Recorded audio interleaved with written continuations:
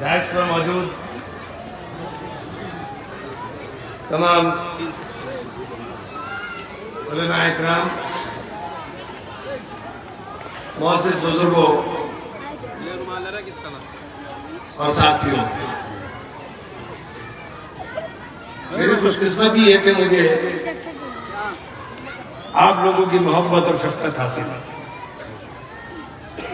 और आप लोगों की दुआओं का नतीजा है कि तमाम दुश्वारियों के बाद भी अल्लाह ताला हमारी हिफाजत फरमाएगा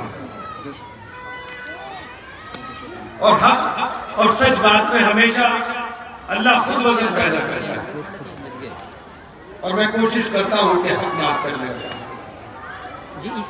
गुनहगार है लेकिन अपनी तरफ से कोशिश करते हैं। सियासी लोग हैं, सियासी बात करेंगे।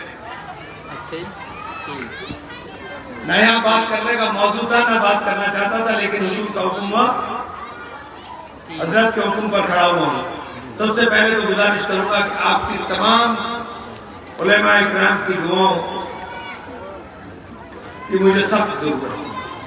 ऐसे तो सबको है लेकिन हमें खास तौर हालात जो मुल्क के बने हैं, इन हालात के मद्देनजर अल्लाह ताला फैसला लेने की कुव्वत रखे और हौसला और हिम्मत दे कि आप लोगों के हक की बात करने के लिए हम लोग बोलने की ताकत रख सके।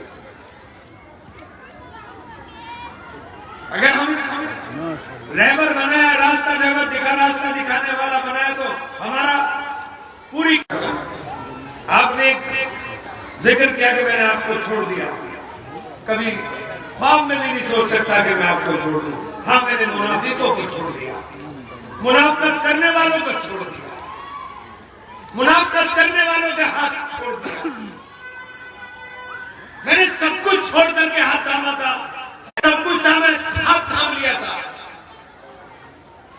और ये तय कर दिया था कि ये पिछले 5 साल की जो जुल्म, सितम और जातियां हैं, इन जातियों से निजात पाने के लिए हम अपने सब कुछ छोड़ देंगे। पहली बार मैं चुनाव भी नहीं लड़ा, सब छोड़ दिया मैंने। और नौजवान जो नारा लगा रहा था, उस नारे के ऊपर लब्बैक कहा कि चलिए जहां मेरी कौम चलेगी मैं वहीं चलने का काम करूंगा, मुझे कोई कुर्सी का लालच नहीं। लेकिन जब नतीजा आए साहब, तो नतीजों ने पैरों की जमीन निकाल दी।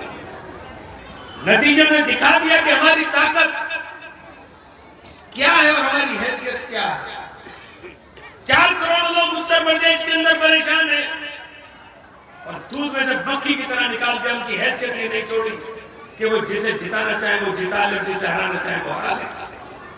कहां खड़े कर दिए हमको लाकर, जहां हम थे वहां जीत रहे थे और जहां वो थे वो तमाम सीट हार गए। क्यों हार गए जावा, क्यों हार गए कन्नौज, क्यों हार गए मैनपुरी, क्यों हार गए फिरोजाबाद। जब यात्रा शुरू हुई थी, आपने देखा था हुजूम था सड़कों पर, 2 लाख 2.5 लाख आदमी पैदल चल रहा था। वो 2.5 लाख आदमी वोट में क्यों तब्दील नहीं हुआ, क्यों वोट वो बीजेपी के पास चले गए। हमने तो फैसला कौम के लिए किया था और मुनाफिकत करने वाले लोगों का अल्लाह ताला कभी साथ नहीं देता। रमाकांत यादव को जेल हो तो जेल का दरवाजा खटखटाने में यादव साहब को, अखिलेश जी को 2 दिन बिना लगे और जेल के दरवाजे पर पहुंच जाए और आजम खान को तबाह और बर्बाद कर दिया। उनके लिए हमदर्दी के 2 आंसू भी नहीं। किस बात की सजा आजम खान को मिली? यूनिवर्सिटी बनाने की। किस बात की सजा मिली? जिन्होंने तालीम की तरफ जरा सा ध्यान दिया, उनको तबाही के घाट उतार दिया। और इतनी मुनाफिकत जो दिखाई नहीं देने लगे, इसलिए मैंने कभी सोच भी नहीं सकता कि आपका हाथ, आपका साथ छोड़ सकूं। मैं आज भी आपके साथ। तो मैं सिर्फ इसलिए कहना चाहता हूं कि हमने हक बात और सच बात करने में कभी, मैं खत्म कर रहा हूं, सच बात करने में कभी गुरेज नहीं करी। नहीं, मैं खत्म कर रहा हूं, मैं खत्म कर रहा हूं। बस मैं इतना जरूर कहूंगा कि मैंने जहां हाथ थामा है वहां आपने सबसे पहला बयान मदारिस की तहफ्फुज़ के लिए अगर किसी का देखा है तो बहन कुमारी मायावती ने दिया है, जो मदारिस की तहफ्फुज़ की बात की। उन्होंने सबसे पहले बयान देकर के कह दिया कि आप मदारिस के ऊपर जो टारगेट कर रहे हो, आपने क्या 7600 मदारिस यहाँ अवैध है, तो क्या इन मदारिस को वैध करने के लिए सरकारी अनुदान यानी सरकार की सहायता के साथ आप इनको सरकारी मदारिस बनाने का काम करोगे? सरकार को साफ सुन गया उस दिन से, आप देखिए तो तमाम मामला ठंडे में जी। मैं ये बात इसलिए कह रहा हूँ कि हमें जिसने जो किया उसको बोलने की जरूरत है, और वक्त ज्यादा हो गया। आप लोगों से आपकी मोहब्बतों का बेहद मशकूर शुक्रगुजार हूँ। आप लोगों से इजाजत चाहूंगा, चूंकि लंबी बात करने के लिए किसी सियासी सिलसिले के अंदर आपसे बात करूंगा।